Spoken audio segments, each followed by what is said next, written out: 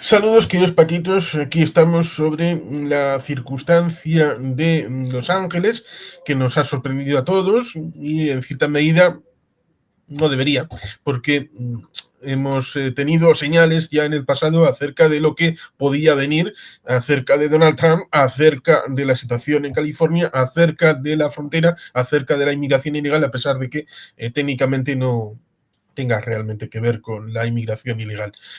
Ciertamente esto tenía que hablarse con Nacho Montes de Oca, a quien agradezco el que haya tenido a bien el venir, y no solamente el venir, sino también el poder reiniciar, porque ha pegado un trueno máximo ahora, hace un momentito, y nos ha desbaratado esto, pero volvemos a armar todo esto, así que muchas gracias. A vos, siempre es un gusto.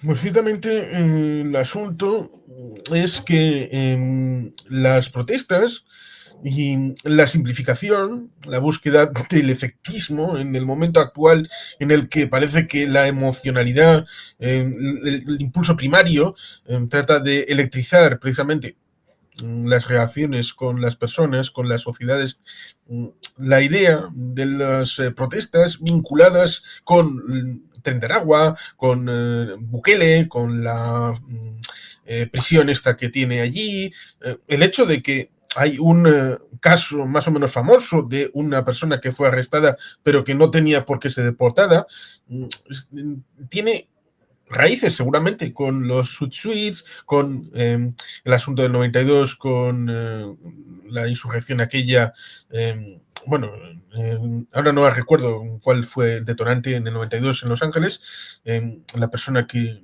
Pero cierto es que en los años 60 también hubo en Detroit, con lo cual parece que está enraizado dentro de la psique de Estados Unidos y puede ir encajando dentro de una forma de presentarlo al público. Pero aquí no estamos para eso, sino para tratar de desmontar las piezas y ver cómo es el asunto en realidad. Sí, en realidad lo que está pasando ahora es que Estados Unidos está redefiniendo la relación entre Washington y el resto de los estados, el poder que tiene el presidente para gobernar sobre la oposición, sobre las disidencias y particularmente cómo marcha una política que es central desde, y se avisó desde la campaña, que es la política migratoria, en un contexto en el que aparentemente no está teniendo éxito porque la cantidad de deportaciones que está haciendo va por la mitad de las necesarias para cumplir con aquella propuesta de deportar a entre 11 y 15 millones de indocumentados. Está en un mensual máximo de 120.000, pero necesitaría deportar aproximadamente 266.000 mensuales, perdón, anuales, para poder cumplir con esa meta. Y en un contexto en el que la economía está mal por la cuestión de los aranceles, donde empieza a haber un conato de inflación, donde la deuda es imparable, donde se peleó con Elon Musk por un presupuesto que aumenta en 6 puntos el PBI, lo cual está vinculado también a una deuda que sigue creciendo por el déficit central. Hay una nueva ley de reforma tributaria que va a aumentar el déficit, de acuerdo a Elon Musk y otras personas, algunos de esos especialistas. Y todo esto hace que Trump decida armar una enorme puesta en escena, me hago cargo de lo que estoy diciendo, en California, que es no solamente el país, el estado más poblado, la economía más grande, 4 billones de dólares de PBI, pero también es un bastión demócrata. Y digo que se están definiendo los límites del federalismo porque Donald Trump usó el título 10 para enviar en contra de la voluntad del gobernador demócrata Newsom tropas para controlar una serie de manifestaciones y algunos disturbios, porque hay más manifestaciones que disturbios, en el momento en que estaban siendo conjurados. La presencia de las tropas enviadas, que no solamente son tropas de la Guardia Nacional enviadas sin permiso del gobernador, sino que también de Marines, o sea, de efectivos que no son precisamente oficiales preparados para la represión interna, sino que están preparados para conflictos externos, exacerbó los ánimos y disparó nuevamente no solamente las manifestaciones, sino que los conflictos, y no solamente en California, sino que también se empiezan a registrar en Arizona, en Texas, en Carolina del Sur, en New York, estados que algunos son demócratas, otros son republicanos. ¿Y por qué decimos que exacerba la tensión? Porque estas manifestaciones no surgen solamente por un descontento con las políticas migratorias de Trump y su decisión de deportar a millones, sino también con la forma, con los métodos usados por la policía migratoria, el ICE, que en algunos casos no solamente fueron excesivamente violentos, sino que también discrecionales, y aplicaron una fórmula que aumenta ese número de deportados de 11, 15 millones a muchos más, porque hay algunos casos de inmigrantes que, teniendo sus papeles en orden, por solamente cruzarse con las fuerzas del ICE y ser arrestados, se les imputan cargos de resistencia a la autoridad, existentes o no, con lo cual ya pasan a ser criminales, con lo cual son sujetos de deportación, aunque tengan sus papeles en orden. Y además se han dado casos de brutalidad excesiva, lo hemos visto, hay videos circulando en las redes por todos lados. Entonces, 1 más 1 es 2. Si había un exceso de violencia y además hay más agentes capaces de ejercer violencia, aumenta la respuesta en las calles, aumenta la violencia, y es una cinta de Moebius que no termina más. Y cierro con esto. En las manifestaciones no solamente hay inmigrantes, no hay que confundirse. Hay ciudadanos norteamericanos que pasarían cualquier filtro de un oficial de la CSS. Hay miembros de la comunidad negra. No es el factor común ser inmigrantes. En California, insisto, estado demócrata, hay mucho, pero mucha resistencia, no solamente a las políticas migratorias, sino a la injerencia de Trump, que es de signo opuesto, es republicano, pero también es conservador, en un estado demócrata y, si se quiere, mucho más liberal. Entonces, Trump ha creado un conflicto de la nada, ¿sí? Y muchos sospechamos que lo hace para distraer.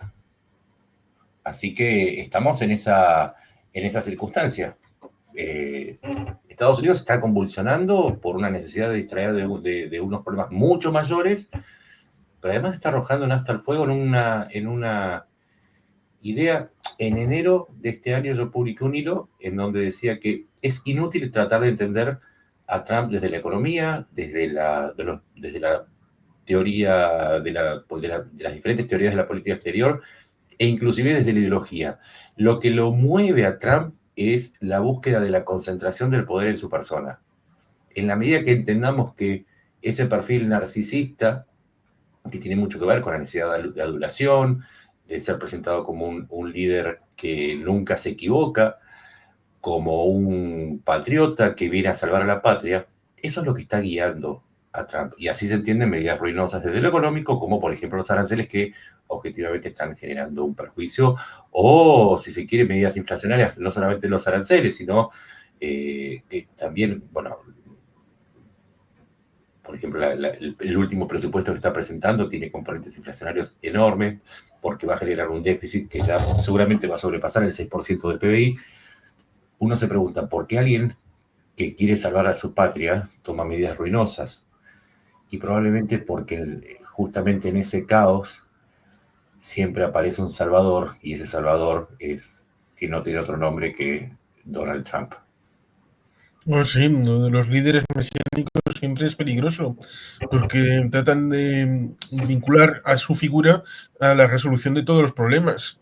El problema es que, ciertamente, en Estados Unidos el check and balance, donde hay diferentes niveles de administración, el respeto, ciertamente, se vio en 2024 cuando hubo la crisis migratoria en Texas. El gobernador Abbott tuvo una posición bastante asertiva a la hora de entrar a de cuello para tratar de frenar. Otra cosa es que, teniendo una continuidad territorial entre Texas, Nuevo México, Arizona y California, tratar de aliviar la presión en Texas forzara incrementarla en otros estados fronterizos en esos Estados Unidos. Pero ciertamente la posición de Joe Biden, del gobierno federal, fue distinta. La posición respecto del Congreso fue diferente, en tanto en cuanto todavía había voluntad de buscar una solución bipartita, y fue Donald Trump, que todavía no había obtenido la mayoría que obtendría en noviembre en las dos cámaras, además de la presidencia, a la hora de buscar patrimonializar, ser él quien se llevara el gato al agua en el discurso en noviembre, y si se resolvía en verano, entonces no tenía juguete con que entrenarse en noviembre. Sí, sí. Lo que pasa es que hay que entender que dentro de ese narcisismo y la búsqueda de poder, por eso digo, hipótesis sencillas, navaja de Ockham para los problemas complejos. Y si todo se trató de lograr los votos, si todo lo que dijo y que todos están esperando que cumpla o se quejan porque no cumple, era porque necesitaba los votos, se lo digo especialmente a los latinos que votaron y que fueron el factor fundamental para el triunfo de Donald Trump, un factor más fundamental que la población negra. Después muchos se preguntan, pero ¿cómo es posible que ahora Trump esté echando a los venezolanos, a los cubanos, que en gran parte lo apoyaban? Es que no hay sorpresa, se trataba de obtener el voto. ¿Cómo es posible que ahora esté traicionando la promesa de atacar a Irán para acabar con el plan nuclear porque necesitaba el voto judío? ¿Cómo es posible que también en su momento se juntara en una mezquita con gente vinculada a Al-Qaeda y porque necesitaba el voto árabe? Todo se trata de poder. Ahora, En ese aspecto es ciertamente alucinante el hecho de que insultó gravemente al presidente Obama por las negociaciones nucleares con Irán, insultó gravemente a Joe Biden precisamente por tratar de impedir que Israel se sobrepasase en ser asertivo contra sus enemigos, y ahora hace lo mismo. Sí, traicionó, es que vuelvo al principio del narcisismo. El narcisista a quien nunca va a traicionar es a sí mismo. Y si hace una promesa, siempre hay que medir respecto a sí mismo, a ver, en dónde se provocaría el daño de cumplir o incumplir la promesa. En donde no se daña el narcisista es donde se va a cumplir o no. Entonces eso es lo que... No, Trump no traiciona a nadie. Trump es un tipo consecuente si uno lo entiende desde esa patología, porque el narcisismo exacerbado es una patología. Más que nada, sí, se trata de política y en el país más poderoso del mundo. Mira, cuando yo decía, y esto fue en diciembre, antes de que asumiera, yo hice una advertencia que Trump iba a incumplir con lo acordado con Israel, que si Biden no había dado permiso para Gaza, eso lo iba a cambiar y se iba a exacerbar. Ahora Trump no le dio permiso en Gaza a Netanyahu ni en Irán. Y uno dirá, ¿sos vidente? No, es que no es cuestión de ser vidente, es cuestión de verlo evidente. A Trump no le conviene pelearse con Irán porque se llevaría mal con los países árabes. Porque los árabes no quieren una guerra, no quieren que Irán se vengue lanzando sus bombas contra sus refinerías por colaborar con Estados Unidos, por considerarlos aliados de Estados Unidos, o que cierre el paso en el Golfo de Hormuz con misiles, cañones y drones. Era previsible que traicione a Israel, todavía no lo terminó de traicionar. No, lo que sí era previsible, y también se avisó desde mi cuenta, que no era tan probable que atacara Irán. ¿Por qué? Pues sencillísimo. Porque Irán es aliado de Rusia y Trump, desde un principio, desde la campaña, uno ya sabía que se iba a ir para el lado de Rusia. Traicionó, y bueno, sí, puede decirse, pero es consecuente con su perfil. Es tan sencillo como vos tenés que entender que el narcisista siempre va a hacer lo que le convenga. No es muy difícil de predecir. ¿Y qué le conviene a Trump? Todo lo que a él le viene bien, por ejemplo, como empresario, ir por los fondos, los petrodólares de los países árabes y por los recursos de Rusia. No es muy complicado. Y aparte no es que uno, cuando decía lo de Israel me decían, no, pero vos sos antisemita, vos sos anti-Netanyahu. No, no se trata de ser anti, se trata de hacer un análisis efectivo. Sí, efectivamente a los países árabes les vendría muy bien que se cayera el régimen iraní, pero ya lo de entrar en una guerra y con opciones nucleares, eso ya como que echa para atrás. Creo que a todo el mundo que pueda pensarlo como una opción, si queda como inevitable, pues bueno, pero si es opcional y vas a la guerra simplemente porque te hace ilusión, pues hay la gente como que normalmente elige no ir a la guerra. Es una impresión que tengo. Y probablemente por eso cuando el filo de la navaja de quién está en guerra o no parece que para Trump es algo un poco relativo, porque ahí está la apelación a esa ley de extranjeros en guerra en el siglo XVIII, está el asunto de posse comitatus, de que el ejército no puede intervenir en asuntos internos, el asunto de la guerra civil, precisamente, y la idea de que quién estaría en este momento en guerra, por lo tanto, para meter en cintura el tema de la Guardia Nacional, el Ejército, Marines, es mucha carne para algo que no vaya a quedar en nada. La posse comitatus fue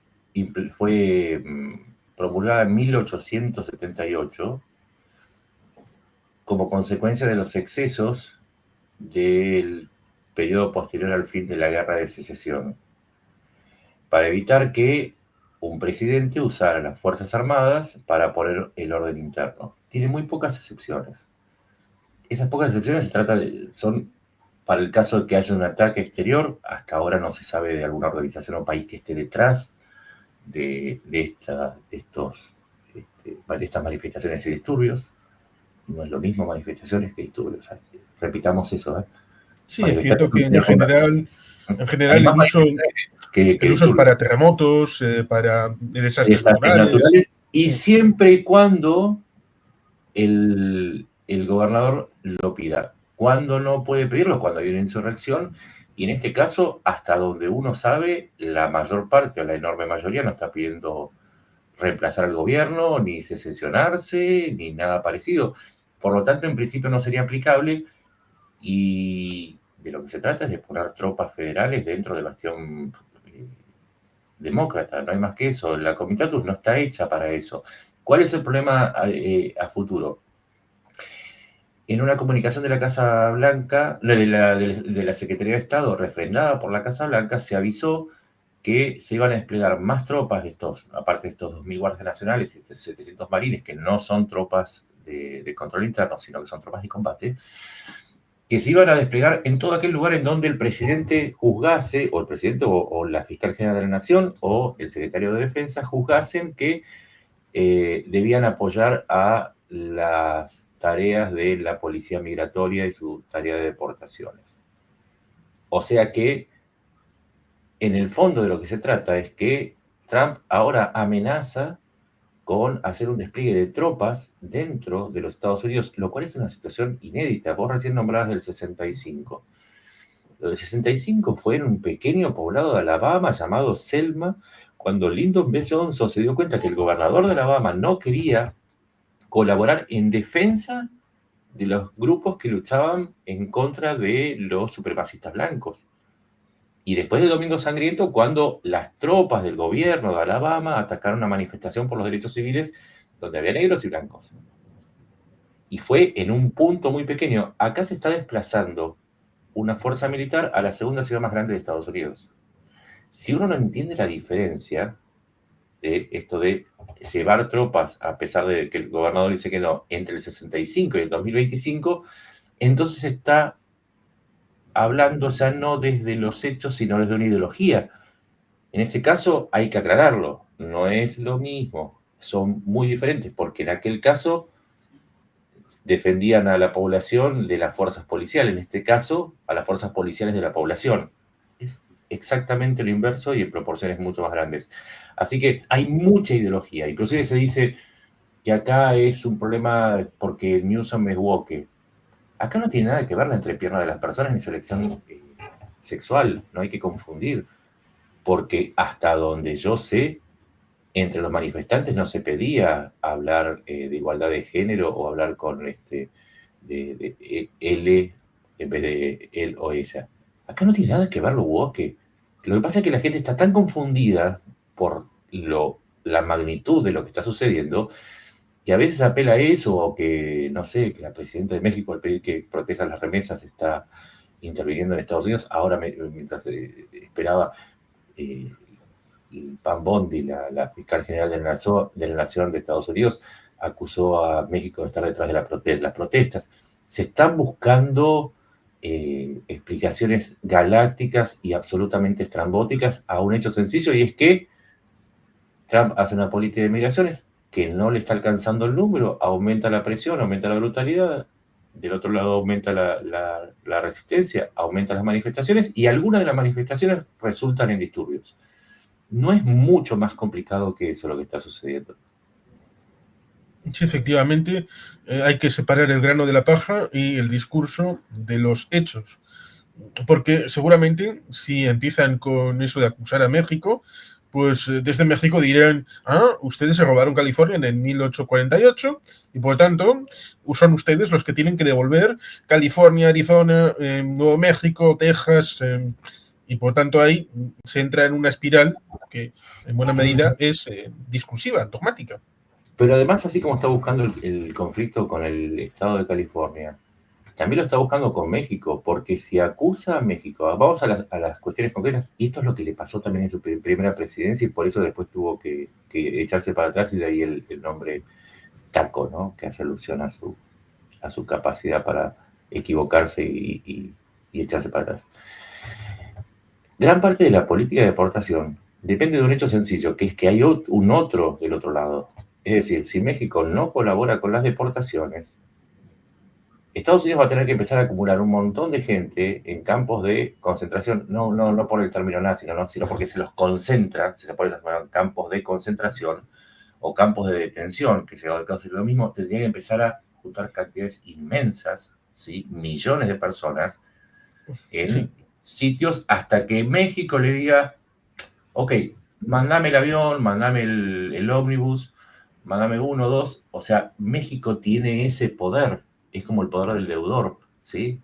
Entonces, es una torpeza enorme lo que está haciendo, porque no está entendiendo que si sigue exacerbando conflictos, lo que va a lograr es quedar aislado y sin instrumentos, y en el caso de, como primero, o no va a poder cumplir con la política migratoria, con las promesas contra la inmigración ilegal, o va a tener que, justamente en época que dice que va a aplicar la motosierra en el presupuesto, va a tener que aplicar una cantidad inmensa de recursos económicos y en hombres para crear campos inmensos de personas detenidas a la espera de la deportación, que además se van a sumar otras por las protestas.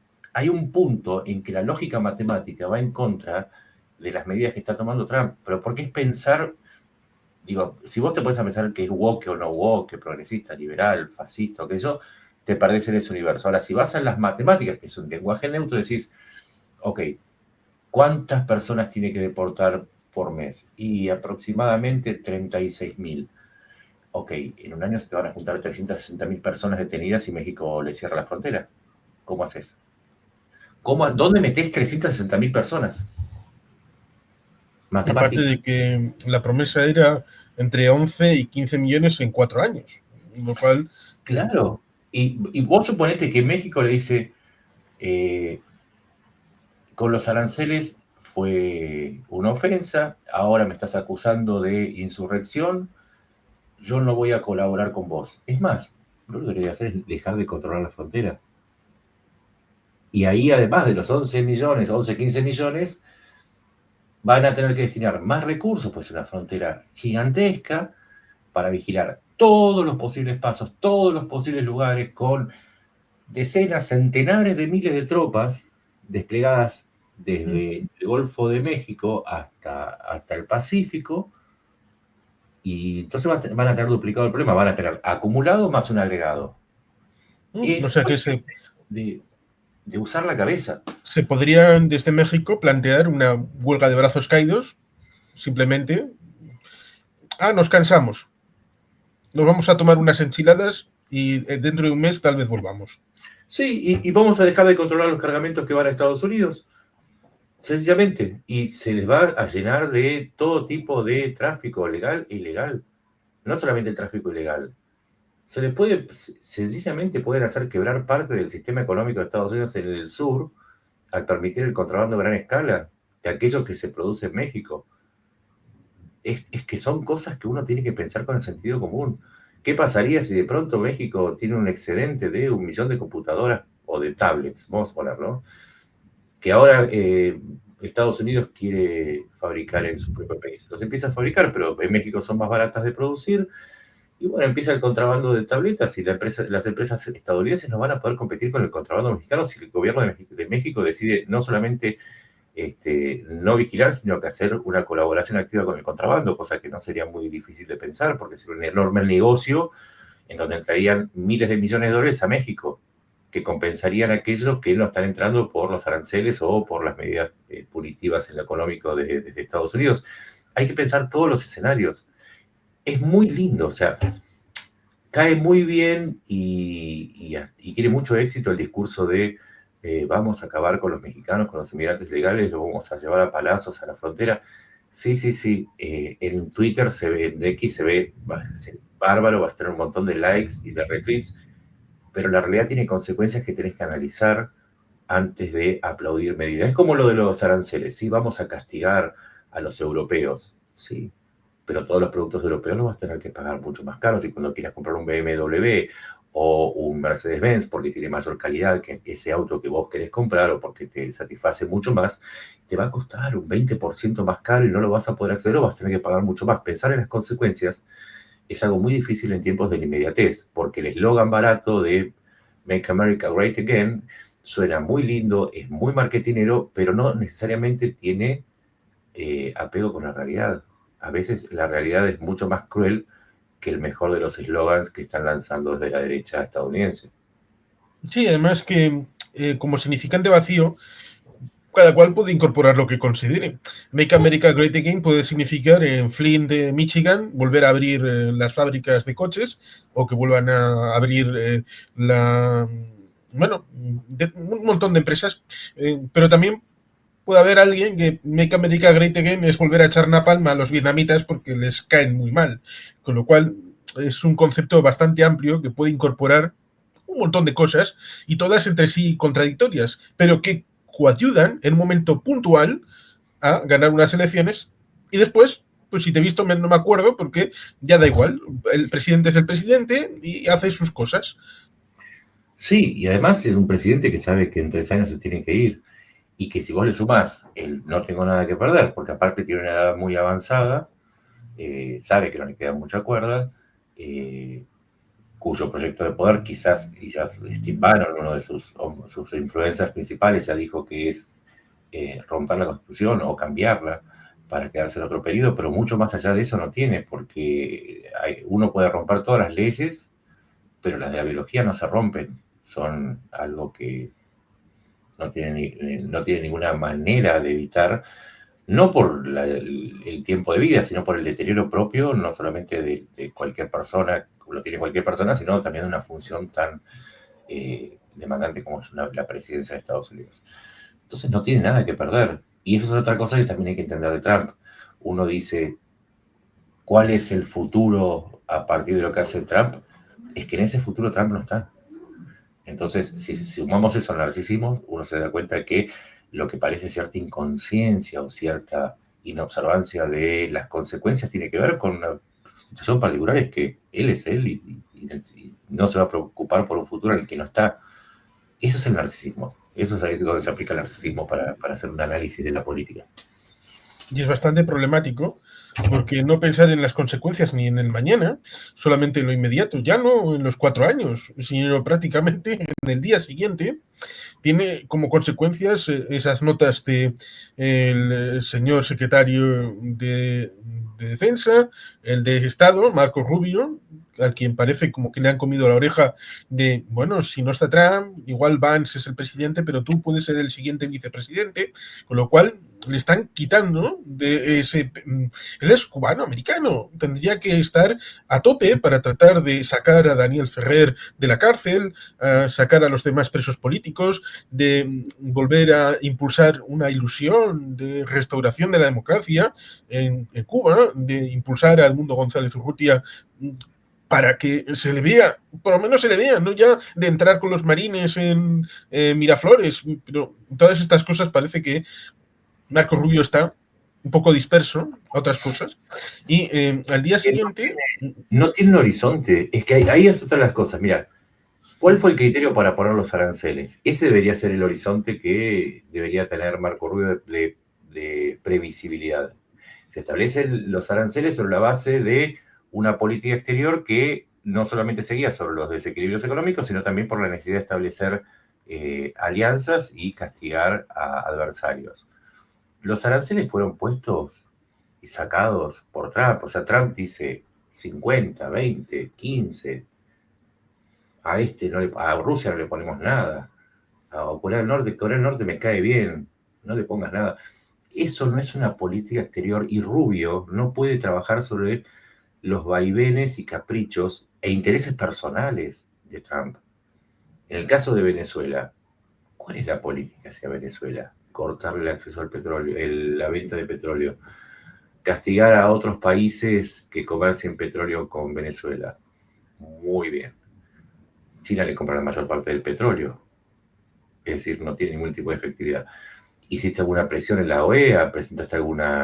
¿Armaste alguna coalición de países para montar un cerco económico efectivo sobre el régimen venezolano, convocando a Colombia, Brasil, México, que son los países que más efectividad tienen, presionándolos para forzar una salida de Maduro?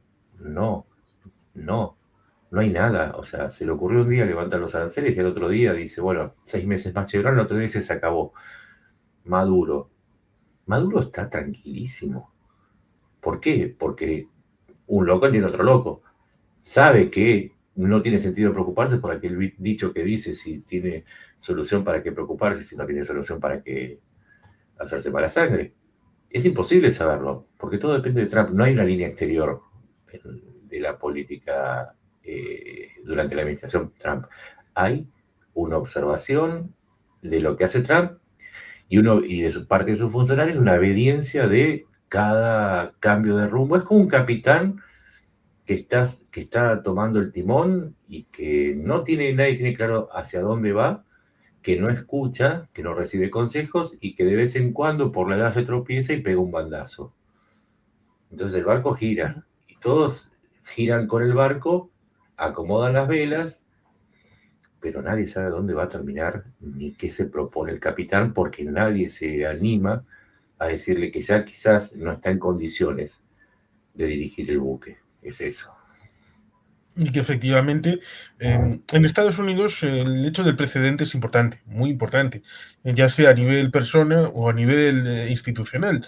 Y generar un grave precedente en el que imaginémonos que sobreviva Estados Unidos y no como la película del señor Garland, Civil War, que se metan en una guerra. Bueno, la película la tengo comentada en un vídeo, con lo cual no diré mucho más, pero hay gente especulando con esto. Yo iría más al tema del precedente. Si interviene de una manera tan grave que ocupa el poder en California, teniendo en cuenta de que Gavin Newsom es un oficial electo, de que hay un vicegobernador, de que hay un fiscal de California, ¿qué impediría a un siguiente presidente demócrata intervenir en Florida, en Texas? Es que ese es el problema de fondo, no es la migración. La migración es una excusa, una autopista sobre la que se montó el problema, pero el problema en sí es el poder. Y volvemos al principio. La cuestión es que la concentración de poder es una obsesión en Trump. Y si él modifica el sistema, está como vos decís, el día de mañana Estados Unidos pasaría a ser como cualquiera de nuestras repúblicas bananeras, en donde el líder se le ocurre que quiere castigar al adversario y le interviene en la provincia, se la quita. Y eso no es una república. Eso es la elección de un rey temporal y no tiene absolutamente nada que ver con la democracia. Y en ese caso estaría perdiendo Occidente, porque lo que sucede en Estados Unidos influencia en el resto de las democracias. Si se debilita la democracia de Estados Unidos, se debilita el resto de las democracias porque es el horizonte, es el ejemplo, es como el arquetipo de lo que uno intenta construir desde la democracia. Si se deforma el modelo, ¿cómo van a salir los otros bocetos? Ese es el problema. Es tan sencillo como para que la gente lo entienda.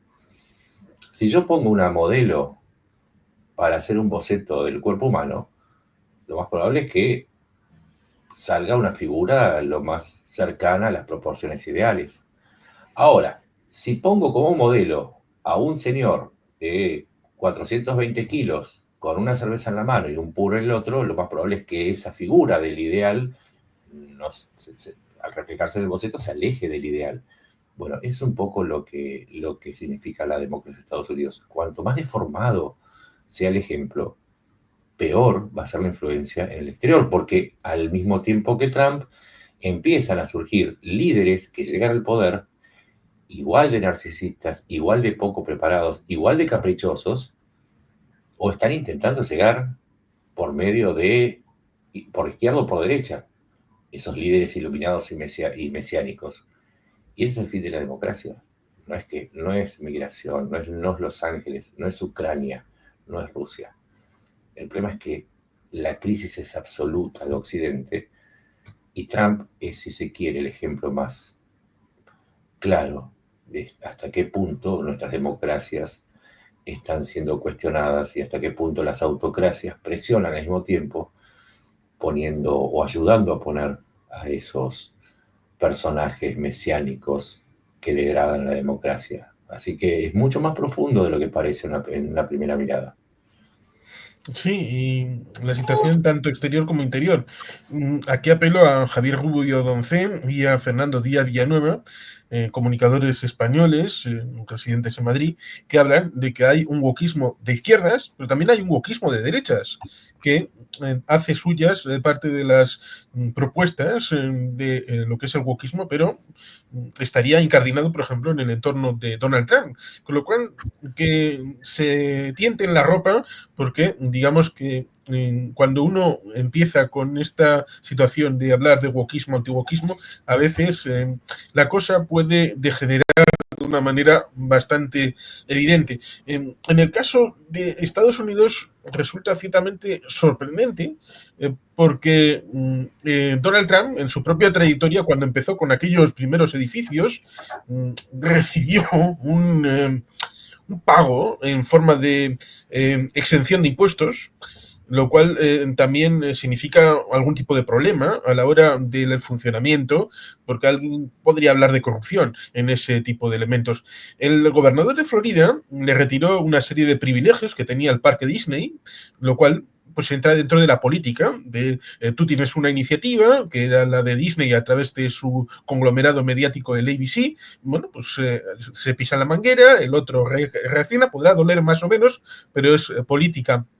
Pero entrar en el ámbito del ataque a un Estado federal, atracar el sistema desde dentro, es algo que sobreviene en algo tan extraordinario que... Pero a ver, vos recién dijiste lo de Maga, pero lo de los woke, pero yo no veo mucha diferencia entre quien ve enemigos en todos los hombres, ¿sí? Esa máxima de los woke de que todo hombre es un violador en potencia, o que tiene miradas absolutamente caprichosas y serias con la ciencia, como por ejemplo que existen infinidad de sexos, cuando lo que existen son muchas opciones de género, o que hay que obligar al otro a expresarse de determinada manera porque si no sufre una penalización. Pero del otro lado existe lo mismo. Es decir, desde el otro lado, la idea del patriarcado del hombre como un riesgo permanente, que no tiene ningún sentido, está en la persecución del zurdo. Es decir, el zurdo es el hombre, para los conservadores, como ese patriarcado es a la izquierda. Y ven un peligro en todos lados. Y si vos te opones, sos un heteropatriarcal para los woke. Pero si te opones a los conservadores, sos un zurdo. Y después empiezan otras cuestiones, como por ejemplo,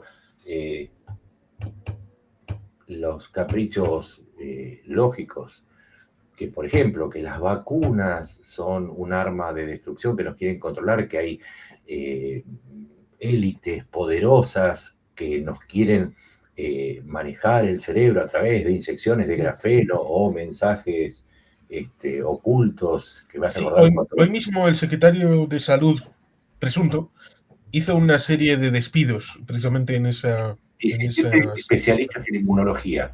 ¿Por qué? Porque parte de la misma idea que los woke, que hay verdades absolutas que no tienen que ser discutidas porque el enemigo es el que hizo tal cosa. Entonces, si vos estás en desacuerdo con esa medida, aunque sea anticientífica, es porque sos el enemigo. Es tan tonto como eso, pero es la misma lógica de los woke.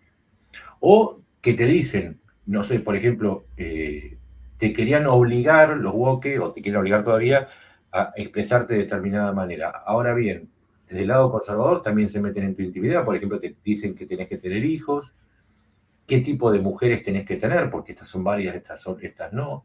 Cómo tiene que ser tu vida, cómo tenés que pensar. En definitiva, son dos movimientos absolutamente autoritarios. Y esto que vos decías de los woke, uno se pone en un lugar aparte, porque no es que hay dos lados. En realidad estos dos lados están peleando, pero están en un lado peleándose. Hay muchos más lados. La vida es mucho más diversa. Uno los mide y dice, pero es que van de los unos y los otros son en realidad reflejos opuestos del mismo fenómeno de autoritarismo y de anticientificismo, antiintelectualismo, y que los dos están tratando de imponerle al mundo una mirada que nada más es de un sector. O sea, vuelvo a decir, sea que vos sos plurisexual o sos un conservador absoluto que crees que la familia está formada de esta manera, por mí no hay ningún problema, ¿sí? Es tu opinión. Ahora, a mí, si yo quiero hacer la vida que yo quiera, a partir de mis elecciones y preferencias, sin molestar a nadie, yo no tengo por qué seguir ni este ejemplo ni este ejemplo. No te va a ser ni plurisexual ni incel, o ultra fiel, no sé cómo llamarlo de la manera, o elegir una pareja para toda la vida, según el principio conservador. Ni el principio conservador ni el principio woke. Hay otras formas, pero los dos presionan sobre la democracia, que es precisamente la expresión de la diversidad, no la diversidad woke, que es otra cosa, la diversidad entendida como diversidad, como verdadero gobierno basado en la tolerancia de las diferencias obvias que existen en una especie tan compleja como el ser humano. Entonces, si vos trasladás eso a la política, lo que hoy tenés es mucha furia de un lado, mucha furia del otro y mucho susto en el medio, porque todos estamos sujetos a estos dos extremos y una pelea que nos va levantando y que nos va moviendo, porque en algún lado nos toca, sea porque tocan la democracia, sea porque tocan la economía o porque tocan... Un último ejemplo, para que se vea que no es una cuestión menor. Hay una idea de que el Estado presente tiene que salir a apoyar a determinados grupos y desde el otro lado hay otra idea de que el Estado no tiene que meterse, tiene que ser lo más chico posible y que hay que favorecer la inversión bajando los impuestos, por lo tanto el Estado no tiene que atender ciertas obligaciones, por ejemplo lo de las vacunas. En algún lado te va a tocar, o porque te van a faltar prestaciones del Estado, o porque te van a... el capitalismo sin la mediación del Estado es casi una ley de la selva. En algún lado te toca. Quizá vos estás en el medio diciendo, bueno, a veces el Estado tiene que intervenir y bájeme los impuestos. Sean eficientes, bájeme los impuestos, que es una postura quizás un poco más atemperada. Pero te toca. Todo lo que está sucediendo te toca. En algún punto te influye. No estamos hablando de entelequias. Sí, pues si no lo dije, en lo de 1992 fue Rodney King, a pesar de que también estaba por ahí el asunto de O.J. Simpson, el que fue el detonante de aquella insurrección en Los Ángeles de 1992. Cierto es que la atomización del poder, de que nadie tenga suficiente poder para imponer a los demás, que ese es un principio fundamental de los Estados Unidos, hace que, en principio, nadie tenga toda la política y que si tienes una discrepancia, que es lógico, puedes votar, bueno, cada X años puedes cambiar a tu congresista, el Congreso y el Senado estatal, al condado, al sheriff, al presidente, al vicepresidente. Bueno, Puedes... ahí hay una cuestión importantísima de lo que acabas de decir, que es la alternancia en el poder. El otro ejemplo en donde los woke y los conservadores son iguales es que al actuar como dogma se presentan a sí mismos como la verdad, la única verdad posible. Si hay una única verdad posible, hay en política lo que se da es un único partido que tiene la verdad. Entonces, vos no discutís con el otro para mejorar o perfeccionar tus argumentos. El otro pasa a ser un enemigo, no un sujeto de debate. Y eso también es otro de los signos de lo que está pasando en Occidente. Ya no hay partidos políticos, líderes mesiánicos con partidos absolutamente hegemónicos. Y eso, si querés, fíjate en cualquier país, el resto de los partidos son una basura y el mío es el mejor y es el único que va a salvar a la patria. Casualmente el mismo argumento que sostiene a los líderes mesiánicos. Sí, va a añadir que la tradición, por lo menos hasta el momento, era que en Estados Unidos, si no te gusta la política de vivienda, no te gustan los impuestos, porque hay nivel federal y nivel del Estado, pues votas con los pies. Votabas cogiendo el petate, montándote tu furgoneta y marchándote a otro estado, que es algo sencillo y para toda la familia. Pero parece que eso no es válido. Tienes que entrar en ese estado para cambiar las políticas porque debes de hacerlo, debes de salvar su alma, casi como eso, el mesianismo. Y eso, evidentemente, rompe la estructura de lo que es Estados Unidos. Sí, y además con un mensaje religioso adosado que, y esto ya nos lleva al plano internacional, es que donde están creciendo los fundamentalismos y se están permeando la política, donde a esto que decíamos del dogma se le suma un dogma religioso. Yo vengo a ser el salvador cristiano o musulmán o budista o si quiere Sí, hinduista. resulta curioso porque tenemos a León XIV, que es un santo padre católico, Prevost, originario de Estados Unidos, aunque pasó bastante tiempo en Perú, que el señor Dolan, dicen que afirmó que a este no le conozco de nada. Sí, bueno, y ahí tenés. Pero ¿sabes por qué también está perdiendo espacio, en mi opinión, la Iglesia Católica, espacio político, más allá de las políticas que aplicó Francisco I?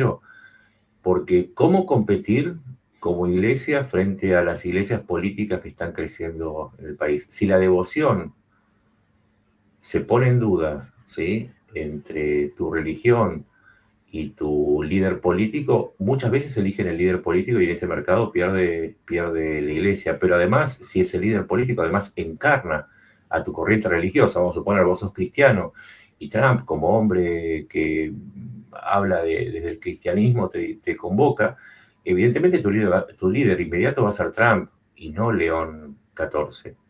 Y ahí está compitiendo con la iglesia. Eso trasladalo después, si querés, y esto es un fenómeno que en el mundo musulmán se dio, cómo los líderes políticos pierden espacio frente a los líderes religiosos, que convocan mucho más que muchos líderes políticos y con los cuales los líderes políticos después tienen que salir a pedir o a fijar alianzas o a pedir pausas o a pedir coaliciones o lo que fuese, porque precisamente la religión está volviendo a ser un factor preponderante en el mundo, pero se está mezclando con la política. Y entonces se hace un punto en el que, por ejemplo, voy a poner un ejemplo para que se entienda. Putin llega al poder en una Rusia que venía de la época soviética en donde la religión estaba perimida. Pero encontró en Kirill II, ex agente de la KGB como Putin, que toma el poder en la Iglesia Ortodoxa rusa, un aliado que termina creando una idea de que Putin es el líder que representa no solamente los ideales de Rusia y ese imperio a recuperar, sino también de la ortodoxia, de la ortodoxia religiosa. Ahí lo ves. Ahí lo ves más que claramente. Entonces, vuelvo a lo que te decía. León XIV tiene una enorme tarea, pero más que nada porque tiene una competencia feroz con las iglesias políticas y los líderes religiosos devenidos en políticos que francamente tienen todas las de ganar, porque además tienen no solamente los recursos, sino que tienen la proximidad, porque León XIV no le va a bajar los impuestos al granjero de Estados Unidos que es católico, pero sí Estados Unidos, el granjero católico de Estados Unidos lo ve a Trump con el León XIV y dice, ese es mi líder. La pregunta es, ¿cuál es tu líder? ¿A cuál estás señalando? ¿A Trump? Sí, efectivamente, en el caso de Putin, dale tiempo a alguien y verás sus contradicciones. Me refiero a que en la Segunda Guerra de Chechenia cogió a los Kadyrov, a papá, y bueno, así le volaron en aquella ceremonia, pero luego el hijo se puso ahí y de momento ahí sigue, y tienen el asunto religioso allí, porque son bastante integristas, un poquito integristas, con campos de reeducación, el LGTBI, bueno, este tipo de cosas que cierta rama del Islam pues le parece lo más normal del mundo. Hasta el punto de que en un momento dado quisieron abrir una franquicia en Moscú es franquiciado del patriarca ortodoxo, por tanto allí hubo un choque que, por ejemplo, también se revela en las dudas oficiales de a ver quién hizo lo del Crocus, porque si dicen que eran integristas religiosos, pues igual es un problema y quieren evitar el decirlo, con lo cual ahí también se acaban generando problemas en el propio discurso con este tipo de fallas que se van generando. Bueno, y eso exacerba el conflicto, porque si los conflictos son religiosos y se basan en dogmas, se salen de lo racional y la negociación, que siempre hay una negociación abierta o secreta entre los contendientes, es imposible, porque la lucha es a muerte, porque por lo que se lucha no es un objetivo tangible, sino que es un objetivo religioso, si quiere, idealizado, extender el califato hasta Andaluz, por ejemplo, o imponer nuestra religión al resto de la población o imponer nuestra costumbre religiosa. Eso es imposible de lograr, ¿sí? O por lo menos es imposible sin violencia. Y entonces eso abre camino a la violencia no solamente entre los grupos y el Estado, sino entre los estados mismos, porque si vos tenés una postura religiosa innegociable, entonces, ¿cuál acuerdo vas a firmar con el otro? Es más, no podés entablar ni siquiera negociaciones. ¿Qué negociación es posible entre Putin y Zelensky cuando el objetivo de Putin es establecer de nuevo los límites de la Unión Soviética? Eso es un objetivo cuasi religioso, no solamente ideológico, es cuasi religioso, porque se trata de una lucha encarada como cruzada religiosa, en donde el jefe de esa iglesia ortodoxa rusa está luchando contra los infieles. No hay forma de negociar con alguien que piensa así. No hay forma. Sí, por eso, sí, por eso en el caso de California, que se está especulando y seguramente esto decaerá, espero que decaiga con el paso de los días y las semanas, bueno, espero que no sean semanas, mejor que termine cuanto antes y en positivo, pero se dice, es que Gavin Newsom lo que quiere es ser una figura tanto a nivel interno como a nivel internacional para poder contender en 2028 contra Donald Trump como candidato demócrata. Se dice de Donald Trump que quiere exacerbar, parece que este fin de semana va a hacer un fiestón en Washington DC, lo cual es 14 de asombroso junio. porque en principio Coinciden los 250 años del aniversario de 250 del ejército con su cumpleaños. O sí, sea que en realidad es algo muy norcoreano lo que tendrán, tendrán que cuidar las carreteras porque creo que Washington DC no está preparado para que estas fuerzas pesadas circulen por encima, con lo cual seguramente después alguien va a pedir una partida especial para hacer rematches y todo esto, pero ciertamente están con esas especulaciones de por qué quieren estas cosas, por qué le viene bien a Newsom, por qué viene bien al otro, por qué supuestamente se ven esas fotografías que quedan muy bien para darle el retweet y todo esto, de la bandera de Guatemala, la bandera de México, pero más allá de eso, ¿qué querrían los actores si es que hay un asunto consciente? Porque a veces hay partes que surgen de natural y el asunto es que esas partes encaucen esas pulsiones en relatos más o menos contenidos. Es que por lo que está diciendo no va a terminar, porque la política de deportación, como dijimos, 27,8% de la población de California son extranjeros, ¿sí? La mayor parte de inmigrantes ilegales están en California, Arizona, Texas, Florida y New York. Bueno, hay otros estados, pero estos son los donde hay más. Ahí la presión del ICE no va a aflojar, y entonces vos tenés garantizado el conflicto porque las manifestaciones en contra de las políticas del ICE van a seguir. Entonces van a seguir habiendo manifestaciones, con lo cual va a seguir habiendo una represión, con lo cual va a haber una respuesta violenta de algunos manifestantes, con lo cual esto pinta para hacer una crisis para el rato, y sobre eso se va a montar Trump para tratar de seguir adelante con esa política que te decía de concentración del poder. Entonces, el pronóstico es, si yo tuviera que apostar, yo no hago profecías, ¿eh? Lo que digo, si yo tuviera que apostar es que el conflicto por ahora va a seguir hasta que al menos Trump se dé cuenta que por ese camino lo más probable es que pierda las elecciones intermedias de noviembre del 2026 o sume suficiente cantidad de republicanos en contra, porque sus distritos, la elección en sus distritos se les complica con esto, como para o frenarlo en un caso más leve, dándole el juego al Congreso, o en el caso más extremo, iniciar un impeachment como para frenarlo al menos de manera simbólica con la sola exhibición del impeachment, o directamente sacarlo del poder si no atempera un poco su ánimo de... ¿Es cierto que dimitió un senador? Sí, dimitió no me acuerdo el nombre, pero bueno, sí, dimitió el que era el jefe del Comité de Seguridad Interna, o sea, el Comité de la Seguridad Interior de Estados Unidos. Dijo que se va a dedicar a la actividad privada, cosa que es muy raro, porque no es que era un hombre exitosísimo en el área privada, que tuviese algún tipo de urgencia, como la quiebra de alguna empresa asociada, lo estuve investigando. Sencillamente, de un día para el otro se fue, y justo cuando empezó el problema, la conmoción interna, así que sí.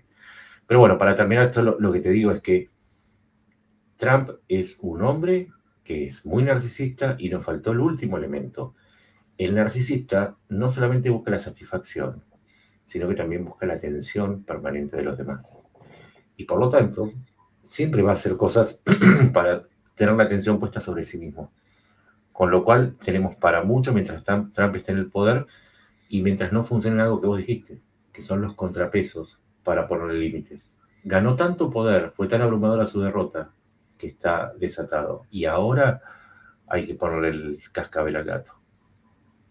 Sí, es complicado, sobre todo teniendo en cuenta que va a venir una escalación, va a escalar esto. ¿Hasta dónde puede haber amenazas al sistema? ¿Qué puede pasar en las próximas horas, días, semanas? Porque a fin de cuentas, esto acaba permeando y debilitando la posición de Estados Unidos en el exterior.